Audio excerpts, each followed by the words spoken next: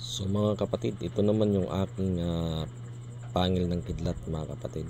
Ayan. At akin pong ipapakita sa inyo yung kanyang gabay. Ayan. Isang matanda. Ayan, isang matanda yan. Na may hawak ng tungkod.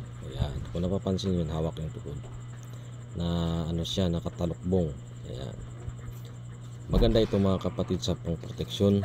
At alam naman natin ang kidlat ay nakakatulong yan sa darangan ng lakas, pisikal, at nagbibigay din ito ng less bala mga kapatid.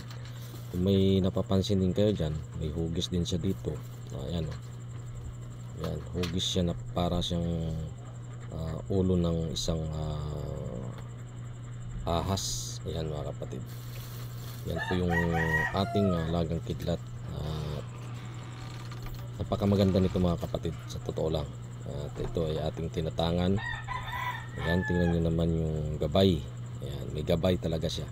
Ayan, baston, hawak sa baston at nakatalokbong na matanda na ermitan nyo. Ayan, at naway mayroon kayong natutunan sa bawat aking mga vlog at content. Marami pong salamat. God bless you all.